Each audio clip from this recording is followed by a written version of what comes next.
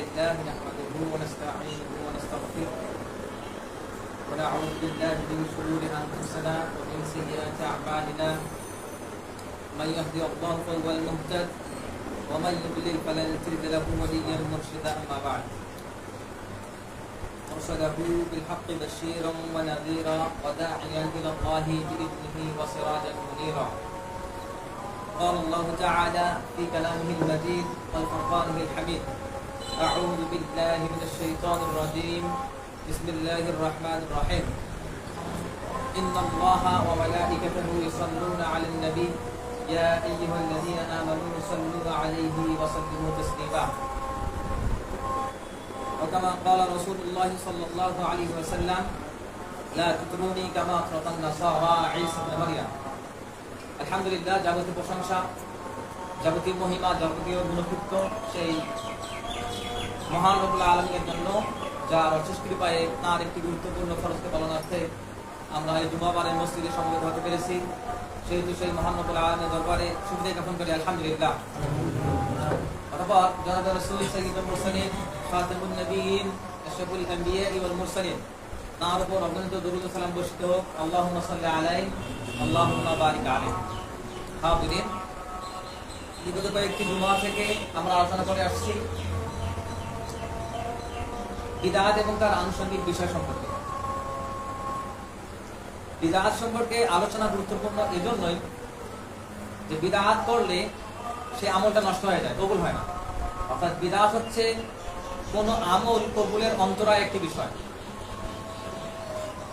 এবং এই বিদআতের ফলে আমাদের মধ্য থেকে রাসূলুল্লাহ সাল্লাল্লাহু আলাইহি ওয়াসাল্লাম কর্তৃক সুন্নাহগুলো আছে এগুলো বাদ হয়ে যায়। এজন্যই এই বিদআতকে আমাদের মাঝে খণ্ডন করতে হবে। কতদিন পর্যন্ত চলবে? কিয়ামত পর্যন্ত। যতদিন সুন্নাহর বিপরীতে বিদআত পৃথিবীতে থাকবে ততদিন আমাদের বিদআতকে খণ্ডন করতে হবে দায়িকভাবে, এবং যখন সম্ভব হবে বল প্রয়োগ করে সেটাকে বাদ দেওয়ার চেষ্টা করা লাগবে। সেটা বিভিন্নভাবে হতে পারে। এখন কথা হচ্ছে যে আমরা যে বিদআত সম্পর্কে আলোচনা করতে যাচ্ছি, মিলাদুন নবী সম্পর্কে, এই বিষয়ে আমরা অনেক আগ থেকে আলোচনা শুনে আসতেছি। গত জুমাবারে আমরা রাসূলুল্লাহ সাল্লাল্লাহু আলাইহি ওয়াসাল্লামের উপর আমাদের যে আকীদা, যে বিশ্বাস, সেটা কি রকম হতে পারে সেই বিষয়ে আমরা আলোচনা করেছি। সেখান থেকে আমরা একটা বিশ্বাস পেয়েছিলাম, যেটা সূরা কাহফের মধ্যে এসেছে 110 নম্বর আয়াতে। আল্লাহ সুবহানাহু ওয়া তাআলা বলেছেন, কুল ইন্নামা আনা বাশারুম মিসলুকুম, হে নবী আপনি বলুন আমি তোমাদের মতোই একজন মানুষ, ব্যতিক্রম কি? ইল্লা ইউহা, আমার কাছে ওহী আসে, আমি নবুয়ত পেয়েছি, এটা হচ্ছে ব্যতিক্রম। এই কথাটার আরো বিশেষ কিছু ব্যাখ্যা আছে। অর্থাৎ রাসূলুল্লাহ সাল্লাল্লাহু আলাইহি সাল্লাম আমাদের মতোই মানুষ, কিন্তু তার মর্যাদা আমাদের চেয়ে অনেক ঊর্ধ্বে। কেন? ওহীর জন্য এবং নবুয়তের জন্য। আচ্ছা, তার মর্যাদা সম্পর্কে আমাদের কিছু আলোচনা দরকার। কোরআন এবং হাদিস থেকে আমরা সেগুলো শোনার চেষ্টা করব ইনশাআল্লাহ। এই বিষয়ে রাসূলুল্লাহ সাল্লাল্লাহু আলাইহি সাল্লাম তার হাদিসের মধ্যে বলেছেন, আনা সাইয়্যিদুল ওয়ালিদু ইবনে আদম ইয়াউমাল কিয়ামাহ ওয়ালা ফাখরা, যে আমি কিয়ামতের দিন সমস্ত আদম সন্তানদের নেতা হব, এবং এটা আমার অহংকারের বিষয় না, এটা আমার গর্বের বিষয়। এখন বিষয়টা হচ্ছে আমরা সেই হাদিসে সবাই জানি যে কিয়ামতের দিন কি অবস্থা হবে, সবাই এক একজন নবীর কাছে যাবে, লম্বা একটা হাদিস। শেষ পর্যন্ত রাসূলুল্লাহ সাল্লাল্লাহু আলাইহি সাল্লাম আল্লাহর কাছে দোয়া করবেন এবং সেটা কবুল হবে, বিস্তারিত আলোচনা। তো এখান থেকে বোঝা যায় যে রাসূলুল্লাহ সাল্লাল্লাহু আলাইহি সাল্লাম কিয়ামতের দিন সমস্ত আদম সন্তানদের নেতা হবেন, এটা তার মর্যাদা।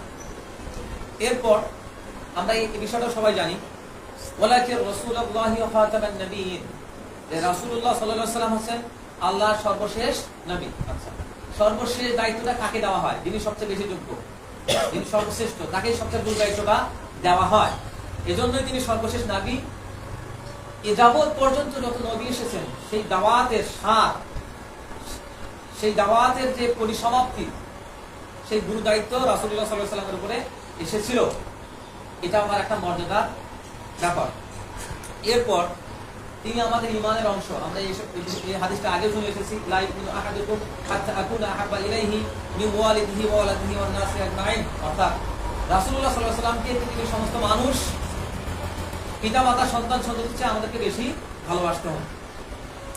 এরপর রাসূলুল্লাহ সাল্লাল্লাহু আলাইহি সাল্লামের সম্মান ক্ষুণ্ণ করা, এটা আমাদের জন্য হারাম। এই বিষয়ে হাদিসে এসেছে, মান সাবাবান নবী আও ওয়াল ইস্তিহজা বিহি কুফরুন, কেউ যদি রাসূলুল্লাহ সাল্লাল্লাহু আলাইহি সাল্লামের বিরোধিতা করে এবং ঠাট্টা তামাশা করে, তাহলে কি হবে? সেটা কুফরি হয়ে যাবে, তার ঈমান নষ্ট হয়ে যাবে।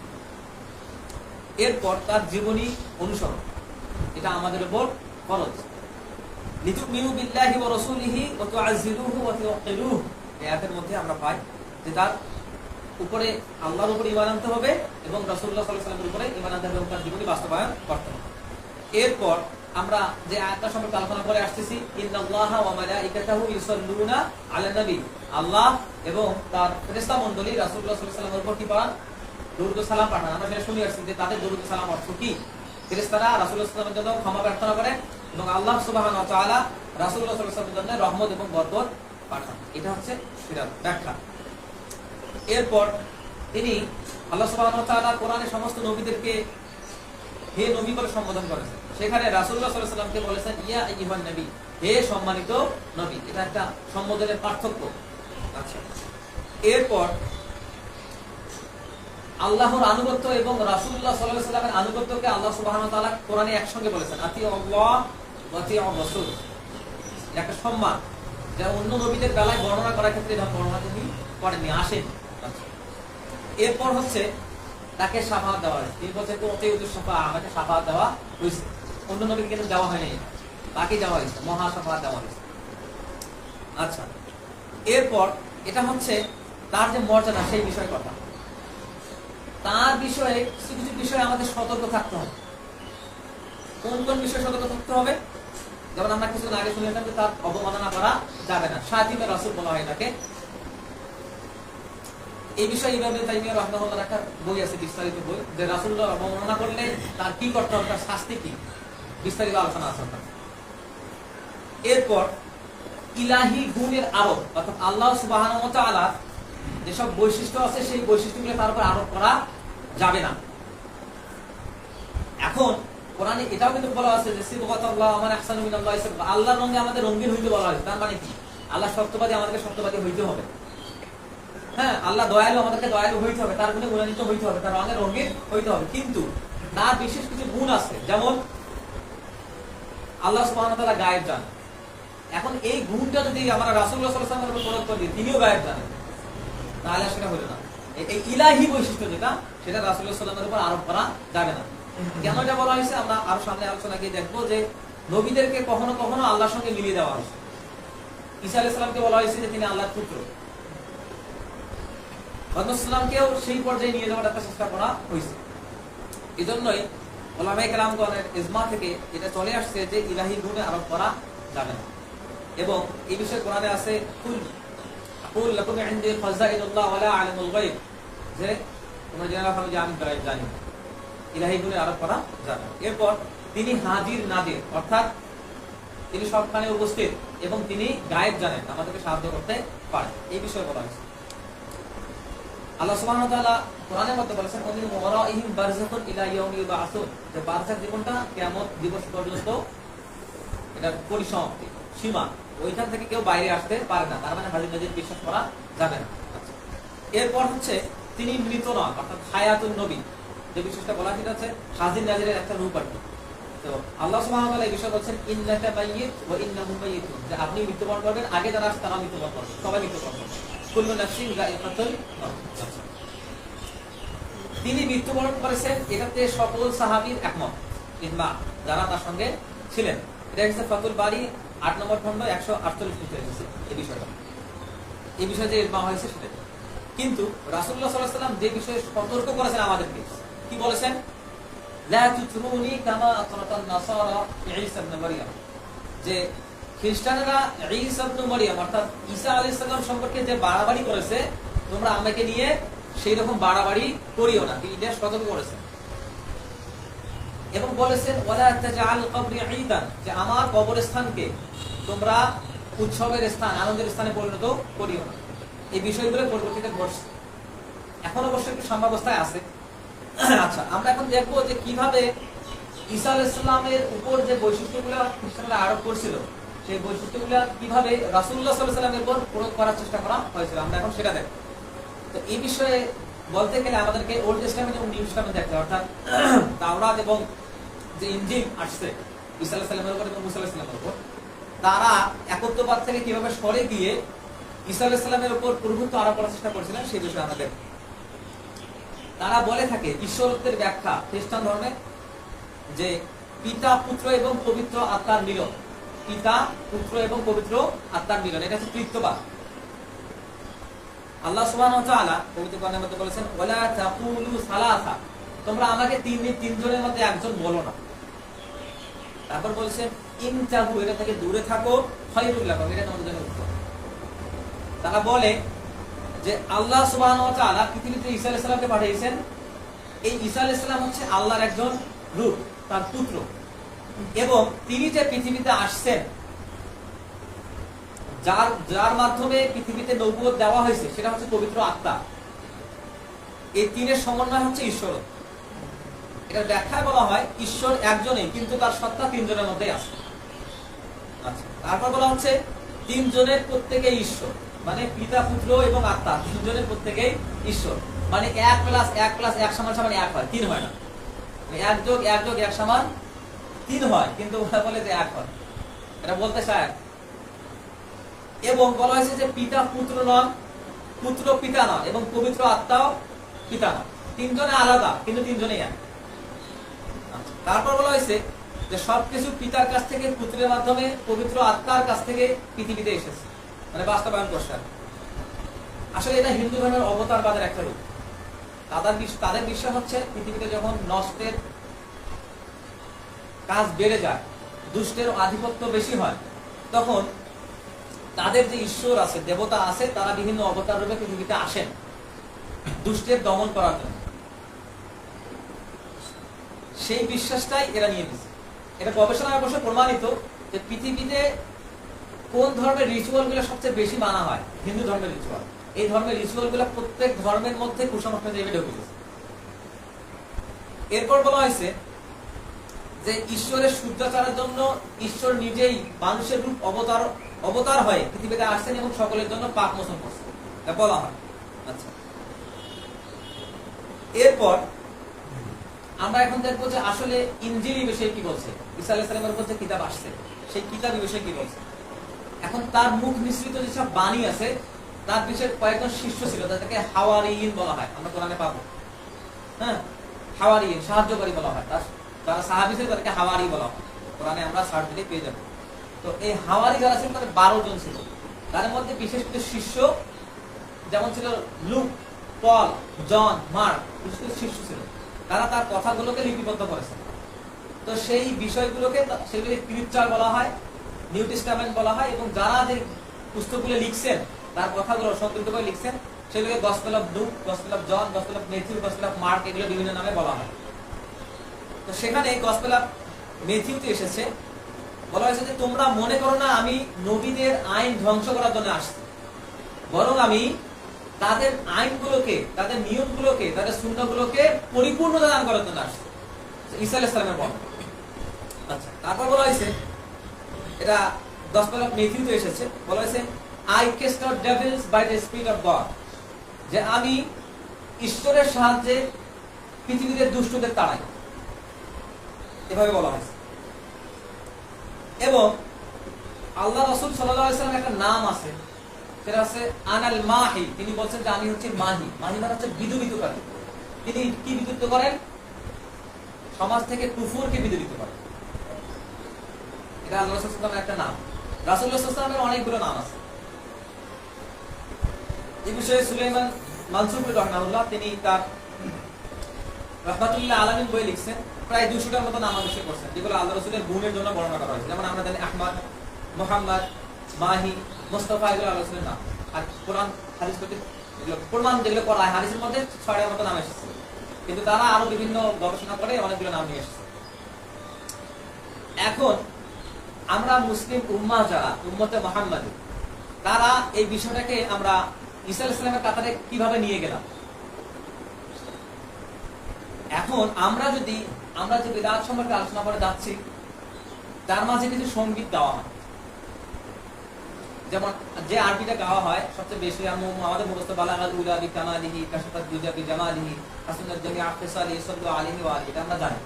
কিন্তু বাংলায় যে সঙ্গীতগুলো গাওয়া হয় সেগুলো তো বলা হয়, আমি সুর করে বলবো না, জাস্ট কবিতাগুলো বলবো। খোদার নূরে পয়দা তিনি, তার নূরেতে আসমান জমি। ভালো করে শুনুন, খোদার নূরে পয়দা তিনি, তার নূরেতে আসমান জমি। নূরে নবী ছিলেন তিনি, ছায়া যাহার ছিল না। সুর করে বলা হয়, অর্থাৎ খোদার নূরে রাসূল ইসলাম পয়দা, মানে তিনি সৃষ্টি হয়েছে, এবং রাসূল ইসলামের নূরে পৃথিবীর সমস্ত কিছু সৃষ্টি করা হয়েছে, এবং তিনি ছিলেন নূরের নবী, তার কোনো ছায়া ছিল না। এগুলো বলা হয়, গাওয়া হয়। আর তারপর বলা হয়, মেরাজেতে গেলেন আপনি বোরাকে সওয়ার, বিনা পর্দায় রামাকানে মাহবুবের পিতা। কোন পর্দা ছাড়াই তিনি আল্লাহ সুবহানাহু ওয়া তাআলাকে দেখছেন। এই বিষয়ে মতনাক্য আছে, আমরা পরে এগুলো আলোচনা করব। তারপর আরেকটা সংগীতে বলা হয়, হে নবী আপনি হাজির নাজির, সালাম লন এই অধম পাপে। তাকে হাজির নাজির সাব্যস্ত করা হয়েছে। তারপর বলা হয়েছে, তিনি এমন দয়াল নবী যার ওসিলায় পয়দা সবই, মানে রাসূল সাল্লাল্লাহু আলাইহি ওয়াসাল্লামকে সৃষ্টি না করা হইলে পৃথিবী সৃষ্টি করা হইতো না, সেটা এখানে বলা হচ্ছে কবিতার মাধ্যমে। এরপর প্রেম করাইছেন নবী ওলি, খোদার সনে গেছেন মিলি, অর্থাৎ রাসূলুল্লাহ সাল্লাল্লাহু আলাইহি ওয়াসাল্লাম খোদার সাথে মিলে গেছেন, যেটা আমরা বর্ণনা করে আসছি সামনে, যখন আমরা ওই মারিফত নিয়ে আলোচনা করছি সেই আলোচনা করে আসছি। আচ্ছা, তারপর এই মেরাজ সম্পর্কে বলা হচ্ছে, কাছে নিলেন বাড়ি তারা নূরের সাথে নূর মিশাইয়া, দুয়ের পর্দা উঠাই দিলেন প্রেমের কারণে। দুয়ের পর্দা মানে মিমের পর্দা, তার বর্ণনা আরো পরে আসছে। গোপন করে প্রেমের কারণেতে আপন নূরের জ্যোতি হতে সৃষ্টি করলেন নূর নবী কুদরতে তাহার। তারা যেভাবে বলা সাব্যস্ত করে যে আল্লাহর কুদরতি হাত, কুদরতি পা আছে, এগুলো হচ্ছে অপব্যাখ্যা। তারপর বলা হয়, মানে হিন্দিতে উর্দুতে কিছু বলা হয়, খোদা এক হায় और नहीं है খোদা, খোদা একজন অথবা নাই, কিন্তু মোহাম্মদ খোদা সে नहीं है जुदा, কিন্তু মোহাম্মদ খোদা থেকে আলাদা না, তারা এক। তারপর বলা হয়েছে, হামারে নবী হয় রাসূলে মুকাররম, হায়াতুন নবী হয় ও নূরে মুজাসসাম। তারপর বলা হয়, আমরা বাংলা যেটা পরিচিত আমাদের সঙ্গীত একটা, তুমি যে নূরের নবী, নিখিলের ধ্যানের ছবি, তুমি না এলে দুনিয়ায় আধারে ডুবিত সব। আচ্ছা, এই কবিতাগুলোতে যে যে বিশ্বাসগুলো চলে আসছে, বাতিল বিশ্বাস, সেই বিশ্বাসগুলো হচ্ছে তিনি হাজির নাজির, তিনি হায়াতুন নবী, তার ওসিলায় পৃথিবীর সৃষ্টি, তারপর তিনি নূর নবী, তারপর বলেছেন তিনি খোদার সঙ্গে মিলে গেছেন, মানে আল্লাহর সঙ্গে এক হয়ে গেছেন, অর্থাৎ মোহাম্মদ এবং আল্লাহ এক। এখন দেখি আহাদ এবং আহমাদ পার্থক্য কি? এদের পার্থক্য হচ্ছে মিম জবর মা, এই মিমটা তুলে দিলে আহাদ এবং আহমাদ এক হয়। তারা এগুলো শাব্দিক ব্যাখ্যা করছে, ব্যাখ্যা করে দিয়ে মিমের পর্দা তুলে দিয়ে তারা আল্লাহ এবং আল্লাহ রাসূলকে এক করেছে, দুইজনকে আহাদ বানাই। আচ্ছা, এখন এই যে মিমের পর্দা নিয়ে যদি আমি বলতে চাই, তাহলে লালন ধর্ম সম্পর্কে বলতে হবে, এবং তারা যে তাদের যে দেহতাত্ত্বিক কথাবার্তা, এগুলো আসলে মসজিদে আলোচনার মতো বিষয় না, এবং ওগুলো মসজিদে ব্যাখ্যা করার মতো বিষয় না। তো এই যে সঙ্গীতের সব গাওয়া হচ্ছে মিলাদে, একটা যে জিনিসকে ইবাদত মনে করা হচ্ছে, এবং সেখানে এই সঙ্গীতগুলো গাওয়া হচ্ছে, যেটা আমাদের আকীদার বিপরীত, একটা মানুষকে কাফের বানিয়ে দিতে সক্ষম। সেখানে যখন এগুলো গাওয়া হচ্ছে, এই বিষয়টা শেষ হচ্ছে এই মিমের পর্দা। এটা হচ্ছে দেহতত্ত্বের গান, এগুলো যেটা লালন বাদে আছে, এগুলো এখানে আলোচনার উপযোগী না। ওদের মাঝে এত পরিমাণ সেক্রেসি এবং অ্যাসেটরিক কথাবার্তা আছে, যেগুলো বাহিরের কোনো মানুষ বোঝে না, সেগুলো বোঝার জন্য ব্যাখ্যা করে দিতে হয়। তো এই বিষয়ে আমি অনেক আগে একটা প্রবন্ধ লিখছিলাম আমার, লালন ধর্ম, সেখানে ওই সম্পর্কে আলোচনা করতে গেলে আমরা আলোচনা করব। এখন আমরা মিলাদুন নবী সম্পর্কে যে যুক্তিগুলো দেওয়া হয়, সেই যুক্তিগুলো খণ্ডন করব কোরআন এবং হাদিসের আলোকে। প্রথম যুক্তি, নবীর জন্মের কারণে খুশি হওয়ার কারণে আবুল আহাবের জাহান্নামের শাস্তি সবচেয়ে কম দেওয়া হয়। তারা একটা যুক্তি দেওয়ার চেষ্টা করে, বলে যে একটা কাফেরের শাস্তি যদি জাহান্নামে কম করে দেওয়া হয় রাসূলের জন্মে খুশি হওয়ার কারণে, সেই জন্মে খুশি হয়ে আমরা মিলাদ করতে পারবো না।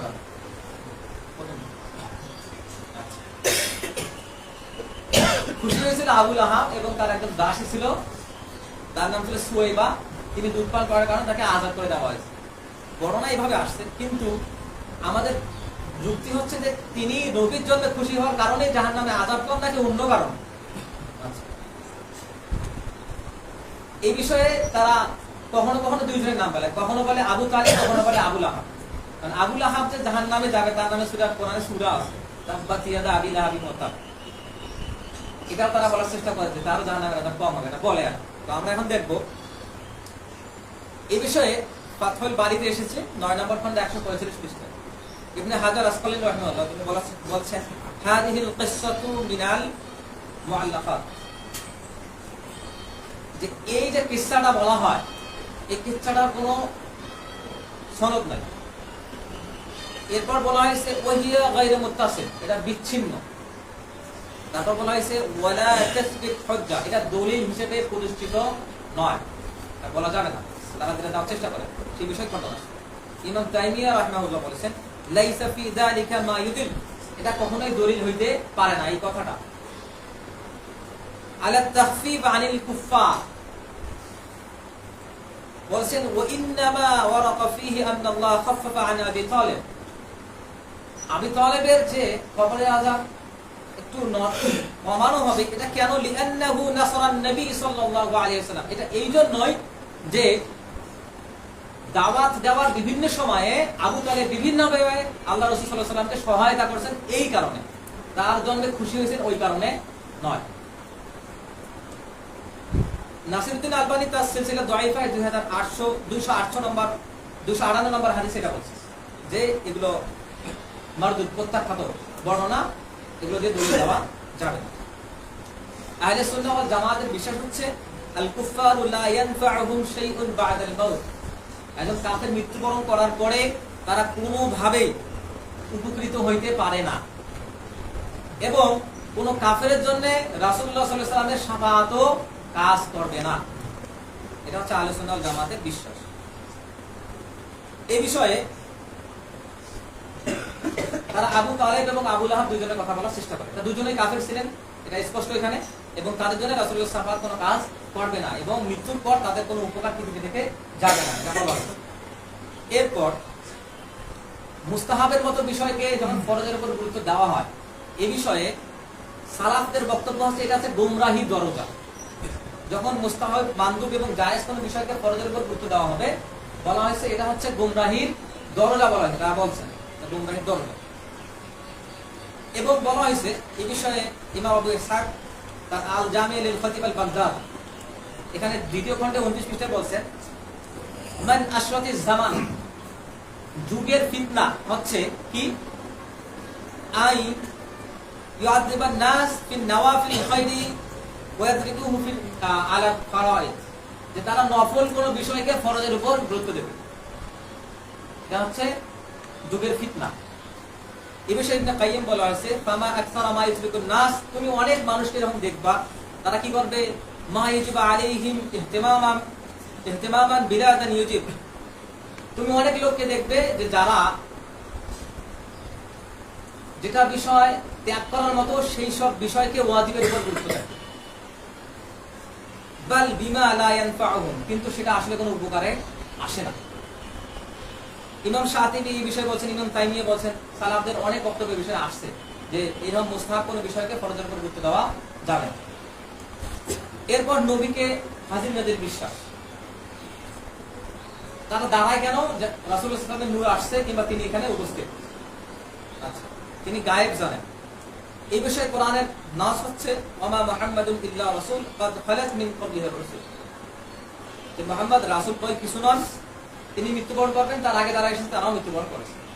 আচ্ছা, এই বিষয়ে আহমদ বিন হাম্বল, ইবনে বাজ রাহিমাহুল্লাহ এগুলো খণ্ডন করেছেন বিভিন্নভাবে। তারা বলেছেন মান জাআমা আন্না নবী সাল্লাল্লাহু আলাইহি ওয়াসাল্লাম ইয়ালামুল গায়ব আও ইন্নাহু হাদির নাদির ফাহুয়া কাফিরুন বিল্লাহিল আযীম, এটা আহমদ বিন হাম্বল রাহিমাহুল্লাহ বক্তব্য, তালবিজ ইবলিস থেকে তিনি নকল করেছেন এটা, যে যারা বলার চেষ্টা করে যে রাসূলুল্লাহ সাল্লাল্লাহু আলাইহি ওয়াসাল্লাম গায়েব জানেন এবং তিনি হাজির নাজির, ফাহুয়া কুফরুন বিল্লাহিল আযীম, সেটা হচ্ছে আল্লাহর একত্ববাদে বিশ্বাসের বিপরীত, এটা কুফরি। এরপর এই বিশ্বাসের আরেকটা বিস্তারিত হচ্ছে হায়াতুন নবী, যে রাসূলুল্লাহ সাল্লাল্লাহু আলাইহি ওয়াসাল্লাম জীবিত। আমরা এটা সম্পর্কে আলোচনা করে আসছি, গত জন্য আমরা আলোচনা করছি যে এখানে জীবিত অর্থ কি, আমরা আলোচনা করে আসছি। এই বিষয়ে আমরা প্রতিটা বিষয় সম্পর্কে আরো বিস্তারিত আলোচনা করা যাবে, কিন্তু আমরা শুধু তারা যেটা বলতে চায়, আমরা সালাফদেরকে নিয়ে এসে যারা সেই সব বিষয়ে প্রণিধানযোগ্য আলেম তাদের কথাগুলোকে দলিল হিসেবে, খণ্ডন হিসেবে আমরা দিচ্ছি। আমরা জানি যে তার সালাম ফেরেশতারা তার কাছে পৌঁছায়, আল্লাহ সুবহানাহু ওয়া তাআলা তার রূহ ফিরিয়ে দেন এবং তিনি সালামের জবাব দেন। আমরা কি শুনে আসছি, এটা শুদ্ধ বিশ্বাস। আচ্ছা, তারপর তার ওসিলায় দুনিয়া সৃষ্টি বলে তার ফজিলত বর্ণনা করতে গিয়ে এই বিষয়ে দাঁড়িয়ে সাফারা নাম্বার 8, যেটা আমাদের সবার প্রায় মুখস্থ, ওমা খালাকতুল জিন্না ওয়াল ইনসা ইল্লা লিয়াবুদুন, যে আল্লাহ সুবহানাহু ওয়া তাআলা জিন এবং মানুষ সৃষ্টি করেছেন তার ইবাদত করার জন্য। প্রথম দলিল তারা যেটা বলে যে লাউলাকা লামা খালাকতাল আফলাক, তাকে সৃষ্টি না করা হলে আসমান জমিন সৃষ্টি করা হইতো না, তারা বলার চেষ্টা করে। তো আমরা দেখলাম যে ওই দলিল ওমা খালাকতুল জিন্না ওয়াল ইনসা ইল্লা লিয়াবুদুন, এই হাদিসের বিষয়ে তারা যারা বর্ণনা করে, সেই হাদিসের বিষয়ে ইমাম সাহাবী রাহিমাহুল্লাহ তিনি মাকাসিদুল হাসানা 348 পৃষ্ঠায় বলেছেন লা আসলু লাহু, এটা কোনো আসল নাই, মানে এরকম বর্ণনাই নাই হাদিসে। ওয়ালা ইয়ারফাউ লাহু ইসনাদ, এটার কোনো সনদ খুঁজে পাওয়া যায় নাই। বাল হুয়া মাকযুব, বরং এটা মিথ্যা কথা। ইবনে হাজার, ইমাম সাহাবী, ইমাম শাওকানি রাহিমাহুল্লাহ তারা সবাই এই বিষয়ে একমত যে এটা হচ্ছে বাতিল কথা এবং মিথ্যা কথা, তারা যেটা বলতে চায়। এখন আপনাদের এখানে একটা বোঝার মতো বিষয় হচ্ছে যে আমরা তাদের কোনো আলেমের কথাকে বিশেষ কিছু আলেমের কথা দিয়ে রদ করতেছি, তারা যে কথাগুলো খুঁজে পাইলো, তারা এই বর্ণনাগুলো কোথায় পাইল, সেই বিষয়ে আমরা আরো সামনে আলোচনা করবো, তারা এই বর্ণনাগুলো কোথায় পাইছে। আমি এই মিলাদুন নবী সম্পর্কে আলোচনা করতে গিয়ে, এই বিষয়ে পড়াশোনা করতে গিয়ে এ যাবৎ কমপক্ষে 10টা বই পড়ছি এবং কমপক্ষে 40টা রিসালা পড়ছি, প্রবন্ধ পড়ছি, এবং এগুলো বাংলাদেশে লেখা কোনো আলেমের না, সবাই যারা আহলে সুন্নাহ ওয়াল জামাতের খাদেম, বিশেষত যারা যাদের কাছ থেকে আমরা সালাফি মাযহাব পরিচিতি পাইছি, ইমাম ইবনে তাইমিয়া, ইমাম ইবনে কাইয়িম, ইমাম ইবনে বাস, নাসিরুদ্দিন আলবানী, মুহাম্মদ বিন সালেহ আল উসাইমিন, ইমাম শাওকানি, এনাদের বইগুলো আমি পড়ার চেষ্টা করছি। তারা যে বইগুলো থেকে দলিল দেয়, আল মাওয়াহিবুল লাদুন্নিয়া ইমাম খাসকালানির একটা বই, খাসাইসুল কুবরা একটা বই, তারা এই বইগুলো থেকে দলিল দেওয়ার চেষ্টা করে। সেই বইগুলো পড়ার পর চেষ্টা বুঝতে পারলাম যে তারা দলিলগুলো কোথা থেকে কিভাবে দেয়, আমরা সেগুলো নিয়ে বিস্তারিত আলোচনা করবো ইনশাআল্লাহ। তো আমরা তাদের যে যুক্তি সেগুলো খণ্ডন করে সামনে আগাবো ইনশাআল্লাহ। তারপর তারা বলার চেষ্টা করে যে মিলাদুন নবী পালনের কিছু ফজিলত বলার চেষ্টা করে। সেই ফজিলতের একটা হচ্ছে মান ফারাজা বি মাউলুদিন কুনতা শাফিআতান ইয়াউমাল কিয়ামা, যে রাসূলুল্লাহ সাল্লাল্লাহু আলাইহি ওয়াসাল্লামের মিলাদ উদযাপন করবে তাকে রাসূলুল্লাহ সাল্লাল্লাহু আলাইহি ওয়াসাল্লাম কিয়ামতের দিন শাফাআত করবেন। এটা বলে, এটা কোথায় আসছে? মাওয়াহিবুল লাদুনিয়া প্রথম খণ্ড 148 পৃষ্ঠা, যে বইটার কথা আমি বললাম, ইমাম কাসসালানির লেখা। এই বিষয়ে ইমাম সাখাবী বলেছেন লা আসলু লাহু, এটার কোনো ভিত্তি নেই। আলবানী বলেছেন মাওদু', এটা সিলসিলা দাঈফা 12 খণ্ডে এসেছে 5788 নম্বর হাদিসে, সিলসিলা দাঈফা, মানে নাসিরুদ্দিন আলবানী রাহিমাহুল্লাহ তিনি দাঈফ হাদিস, জাল হাদিস সমূহের যে তালিকা করছেন, সেই তালিকা 5788 নম্বর হাদিস। তারপর এই বিষয়ে আরো বলা হয়েছে মান আযামা মাউলিদি কুনতু লাহু শাফিআন ইয়াউমাল কিয়ামা, এই যে পড়বে তাকে কিয়ামত দিন শাফাআত করা হবে। এই বিষয়ে আরো বর্ণনা মান সামা ইয়াউমান মাউলিদি, যে ব্যক্তি আমার জন্মদিনে সিয়াম পালন করবে, আ'তাহু আল্লাহু সাওয়াবা সানা, আল্লাহ সুবহানাহু ওয়া তাআলা তাকে 1 বছরের সওয়াব দেবেন। এটাও মাওয়াহিবুল লাদুনিয়ার প্রথম খণ্ড 150 পৃষ্ঠায় আসছে। এই বিষয়ে খণ্ডন হচ্ছে নাসিরুদ্দিন আলবানী রাহিমাহুল্লাহ বলেছেন মাওদুউন জিদ্দান, এটা একেবারেই দুর্বল হাদিস। মুনজিরিও বলছেন লা আফকালাহু আলা সানাদ, এটা সনদ কোনোভাবেই প্রমাণিত না। আচ্ছা, আরেকটা হাদিসের বিষয়ে বলা হয়, তারা বলে মান ওয়াসা আলা নাফসিহি ওয়া আলিহি ইয়াউমাম মাউলিদি, যে ব্যক্তি আমার জন্মদিনের দিন তার নিজের উপর এবং তার পরিবারের খরচ বৃদ্ধি করে, মানে খাওয়া দাওয়ার ব্যবস্থা করে, আলোকসজ্জা করে, ব্যবস্থা করে, ওয়াসআল্লাহু আলাইহি সাইরা সানা, আল্লাহ সুবহানাহু ওয়া তাআলা তার আয়ু বৃদ্ধি করবে এবং তাকে তার 1 বছর সওয়াব দেবে, এগুলো বলা হয়। ইমাম সাখাবী, ইমাম নাসিরুদ্দিন আলবানী তারা এগুলোকে বিভিন্নভাবে খণ্ডন করছে। এরপর তারা বলার চেষ্টা করে যে রাসূলুল্লাহ সাল্লাল্লাহু আলাইহি ওয়াসাল্লামের ছায়া পড়তো না। কেন ছায়া পড়তো না? নূরের তৈরি এই জন্য ছায়া পড়তো না, তারা বলে আর যুক্তি দেয়। এই বিষয়ে বিস্তারিত খণ্ডন আসছে, যেহেতু এই এই এই ফিতনাটা অনেক আগে হয়েছে, এই বিষয়ে অনেক আলেম এটা রদ করছে না। যেমন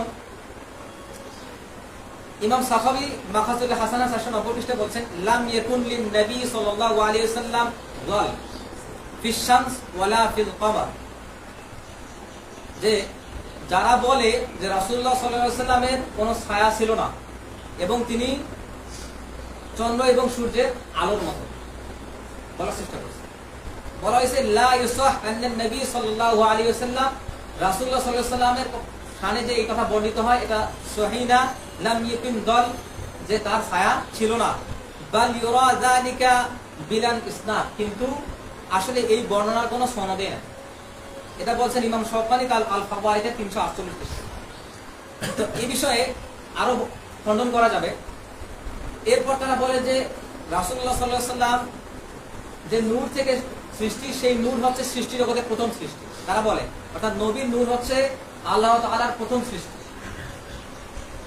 এই বিষয়ে বর্ণনা আসছে। তারা বলার চেষ্টা করে আউয়ালা মা খালাকাল্লাহু নূরা নাবিয়িকা ইয়া জাবের, হে জাবের, আল্লাহ সুবহানাহু ওয়া তাআলা সর্বপ্রথম তোমার নবীর নূর সৃষ্টি করছেন। এটা হচ্ছে তাদের বর্ণনা। কিন্তু আবু দাউদ তিরমিজির হাদিসের মধ্যে, সহিহ হাদিসের মধ্যে আসছে আউয়ালা মা খালাকাল্লাহু আল কলম, আল্লাহ সুবহানাহু ওয়া তাআলা সৃষ্টি জগতের সৃষ্টির মধ্যে সর্বপ্রথম কলম সৃষ্টি করছেন। এটা সহিহ হাদিসে আসছে। ফাকালা লাহু, তারপর এই কলমকে বলছেন উক্তুব, লেখো। এটা হচ্ছে সহিহ বর্ণনা। তারা বলে যে রাসূলুল্লাহ সাল্লাল্লাহু আলাইহি ওয়াসাল্লামের নূর আগে সৃষ্টি করা হয়েছে সর্বপ্রথম। আল্লাহ সুবহানাহু ওয়া তাআলা কোরআনে বলেন ওয়া জাআলনা মিনাল মাই কুল্লা শাইইন হাই, আল্লাহ সুবহানাহু ওয়া তাআলা সমস্ত বস্তুকে পানি থেকে সৃষ্টি করেছেন, সমস্ত জীবিত বস্তুকে। তারপর বলা হয়েছে হুয়াল্লাযী খালাকা লাকুম মিন তিন, তিনি তোমাদেরকে মাটি থেকে সৃষ্টি করেছেন। এটা আল্লাহ সুবহানাহু ওয়া তাআলার কথা, কোরআন থেকে। আচ্ছা, ইমাম শাওকানি রাহমাহুল্লাহ, মোল্লা আলী কারি হানাফি, ইমাম সাখাবী এবং নাসিরুদ্দিন আলবানী এই চারজনেই বিভিন্নভাবে খণ্ডন করছেন এটাকে। তারা বলছেন যে এটা কোনো সনদ নাই, এটা মাওদু যায়িফ জিদ্দান। এবং এই বিষয়ে ইমাম শাওকানি বলছেন লা তাজুজু, লা তাজুজু নিসবাত ইলান নবী, এটা কখনোই রাসূলুল্লাহ সাল্লাল্লাহু আলাইহি ওয়াসাল্লামের দিকে নিসবত করা যাবে না। তারা যেটা বলে এটা কখনোই রাসূলুল্লাহর শানে নিসবত করা যাবে না, তিনি বলছেন ইমাম শাওকানি রাহমাহুল্লাহ। এটা হচ্ছে আল ফাওয়াইদুল মাজমুআ 1 খণ্ড 326 পৃষ্ঠা। আচ্ছা, তারপরে বর্ণনা, সবচেয়ে ভয়ঙ্কর বর্ণনা যেটা, আল্লাহর নূর থেকে নবী সৃষ্টি, নবীর নূর থেকে সমস্ত কিছু সৃষ্টি, তারা এটা বলে। আচ্ছা, এই বিষয়ে বর্ণনা হচ্ছে আল খালকু কুল্লুহু মিন নূরিন নবী সাল্লাল্লাহু আলাইহি ওয়াসাল্লাম ওয়ান নবী মিন নূরিল্লাহ। তারা বলে যে সমস্ত কিছু নবীর নূর থেকে সৃষ্টি আর নবী আল্লাহর নূর থেকে সৃষ্টি, তারা এটা বলে। এই বিষয়ে খণ্ডন হচ্ছে মান ক্বালা, যে বলে ইন্নান নবী, নিশ্চয়ই নবী সাল্লাল্লাহু আলাইহি ওয়াসাল্লাম খালাকা মিন নূরিল্লাহ, আল্লাহর নূর থেকে সৃষ্টি, আও অথবা আন্না মাখলুকাত, সমস্ত সৃষ্টি, খালাকা সৃষ্টি করা হয়েছে মিন নূরিহি, তার নূর থেকে, ফাকাদ ইবতাদা বিদআতান কুফরিয়া, তারা এমন একটা বিদআত করে যেটা কুফর। এটা বলেছেন ইমাম রজব হাম্বলি তার ফাওয়াইদুস সালাফের 32 পৃষ্ঠায় বলছেন এই বর্ণনাটা, তিনি ভাবে রদ করছেন। ইবনে কাইয়িম, ইমাম তাইমিয়া রাহিমাহুল্লাহ, তারা এটাকে বিভিন্ন ভাবে রদ করছেন। ইমাম তাইমিয়া রাহিমাহুল্লাহ তার মাজমুউল ফাতাওয়া 11 খণ্ড 95 পৃষ্ঠায় বলছেন ওয়াকাদ আখতা মান ক্বালা, এটা সবচেয়ে বড় ভুল যারা বলে আন্না মুহাম্মাদুন খুলিকা মিন নূরিল্লাহ, যে রাসূলুল্লাহ সাল্লাল্লাহু আলাইহি ওয়াসাল্লাম আল্লাহর নূর থেকে, ফা ইন্না নূরিন মাখলুক, এবং তার নূর থেকে সমস্ত সৃষ্টি, আল্লাহি তাআলা লা ইউশাব্বা ফীহি বিল মাখলুক, যে এটা আসলেই কখনো গ্রহণযোগ্য কোনো কথা না। আচ্ছা, ইবনে কাইয়িম আল বাদাইউল ফাওয়াইদ এটা এই বিষয়ে খণ্ডন করছেন। ইবনে বাজ আল ফাতাওয়া নুরু আলা দার এই কিতাবে এটা খণ্ডন করছেন। এবং মুহাম্মদ ইবনে আব্দুল ওয়াহাব রাহিমাহুল্লাহ তিনি বলছেন মান ক্বালা আন্না নবী খুলিকা মিন নূরিল্লাহ ফাকাদ ইবতাদা আদাল, যে তারা এটা বলে তারা আসলে পথভ্রষ্ট এবং তারা বিদআত। এখন এই যে বর্ণনাগুলো আমি দিলাম, যে যুক্তিগুলো আমরা আলেমদের কওল থেকে নকল করলাম, খণ্ডন করলাম তাদের যুক্তিগুলো। তো এই বিষয়গুলো সম্পর্কে সার কথা হচ্ছে যে আসলে এগুলো কোন হাদিসে আসে না। প্রথম কথা এটা, যদি হাদিসে আসতো তার সনদ থাকতো এবং সেটা মারফু, মাকতু, মাউদু বিভিন্ন হাদিসে আসতো, বর্ণনা করা হতো, কিন্তু আসলে কোনো সনদে নেই এগুলো। এগুলো তার কাছে বর্ণিত নয়। তাহলে এগুলোর উৎস কি? এগুলোর উৎস সম্পর্কে এখন আমি আপনাদের বলবো। এই যুক্তিগুলোর উৎস কি? প্রথম হচ্ছে আল খাসাইসুল কুবরা, একটা গ্রন্থ আছে 2 খণ্ডে, আল্লামা জালালউদ্দিন সুয়ুতী রাহিমাহুল্লাহ এটা লিখেছেন। এই কিতাবটা আল মাওয়াহিদুল লাদুনিয়া, ইমাম কাসতালানি, তানবীর ফি মাউলিদিল বাশিরিন নাজির, ওই যে ওমর খাত্তাব ইবনে দাহিয়া যিনি মিলাদ সম্পর্কে প্রথম কিতাব লিখেছিলেন তার কিতাব। আচ্ছা, এই কিতাবগুলোতে রাসূলুল্লাহ সাল্লাল্লাহু আলাইহি ওয়াসাল্লাম সম্পর্কে যে বর্ণনাগুলো আসছে, সেই বর্ণনাগুলো কি? এগুলো একটারও কোনো সনদ নাই, জাস্ট আপনাদের শোনাচ্ছি যে কি কি বর্ণনা তারা দিয়েছেন। আচ্ছা, আল্লাহর নূর থেকে নবী সৃষ্টি, নবীর নূর থেকে সকল কিছু সৃষ্টি, পৃথিবীর নাভি মক্কার মাটি থেকে আল্লাহ রাসূল সাল্লাল্লাহু আলাইহি ওয়াসাল্লামকে তৈরি করা হয়েছে, যেটা উজ্জ্বল জিনিস ছিল, উজ্জ্বল মাটি, জিবরিলকে পাঠানো হয়েছে। আচ্ছা, তারপর বলা হয় তাকে তৈরি করার পর, তার রূহ তৈরি করার পরে এই রূহকে সমস্ত সৃষ্টি জগৎ ঘুরে নিয়ে আসা হয়। কেন? যেন সমস্ত সৃষ্টি জগতে মুহাম্মদকে চিনতে পারে, তারা এটা করে। তারপর বলা হয়েছে যে আমিনার সঙ্গে আব্দুল্লাহর বিয়ের আগে এই নূর আব্দুল্লাহর কপালে ছিল। তারপর যখন তারা মিলিত হন, সেই নূর আব্দুল্লাহর কপাল থেকে আমিনার গর্ভে চলে, এবং আমিনা যখন তাকে প্রসব করে তখন সেই নূর তার পেট থেকে বের হয়। আচ্ছা, এই নূরের ঝলকানিতে কি কি হয়েছিল, এই নূরের আলোতে কি কি হয়েছিল সেই বিষয়ে বর্ণনা। কিসরার 14টি মিনার ধ্বংস হয়ে পড়ে গেছে। কিসরা মানে পারস্যে, ইরানে, ইরানে 14টা মিনার, বড় বড় মিনার তৈরি করা হয়েছিল, সেই মিনারগুলো ধ্বংস হয়ে গেছে। কেন? তাদেরকে জানানোর জন্য। আসলে তাদের উদ্দেশ্য এক, যে রাসূল সাল্লাল্লাহু আলাইহি ওয়াসাল্লামের মর্যাদা বর্ণনা করা, কিন্তু উসুলের বাইরে গিয়ে, ইজমার বাইরে গিয়ে, হাদিস কোরআনের বাইরে গিয়ে, আকীদার বাইরে গিয়ে, আহলে সুন্নাহ ওয়াল জামাতের বিশ্বাসের বাইরে গিয়ে কোনো তো বর্ণনা করা যাবে না। এখানে পথভ্রষ্ট হওয়ার পরিমাণ 100%। আচ্ছা, তারপর বলা হচ্ছে এই পারস্যে 100 বছর আগ থেকে যে মশালগুলো জ্বলতো, 1000 বছর আগ থেকে যে মশালগুলো জ্বলতো, সেই মশালগুলো নিভে গেছে যখন রাসূলুল্লাহ সাল্লাল্লাহু আলাইহি ওয়াসাল্লাম জন্মগ্রহণ করছে। এরপর কাবা ঘরে যতগুলো মূর্তি ছিল সব মুখ থুবড়ে পড়েছে। অথচ আমরা জানি রাসূলুল্লাহ সাল্লাল্লাহু আলাইহি ওয়াসাল্লাম মক্কা বিজয়ের পর সমস্ত মূর্তিগুলো ভেঙে ভেঙে ফেলেছে। এরপর সারা আসমান আলোকিত হয়ে গেছে, এবং আসমানের শয়তানদের চলাফেরার যে রাস্তা, সেই রাস্তাগুলো সব বন্ধ হয়ে গেছে। কিন্তু হাদিস থেকে প্রমাণিত, যখন ওহী নাযিল হয়েছে তখনই আসলে আসমানের শয়তানদের চলাফেরা করতে বন্ধ হয়ে গেছে, এবং তারা ক্রন্দন করছে। দলিল কোথাকার? প্রত্যক্ষ কথা। এরপর তিনি যে নূর প্রসব করছেন আমিনা, সেই নূরের আলোতে মক্কা থেকে সিরিয়ার যে পারস্য সম্রাটের যে সাম্রাজ্য আছে, প্রাসাদ আছে, এটা পর্যন্ত দেখা গেছে।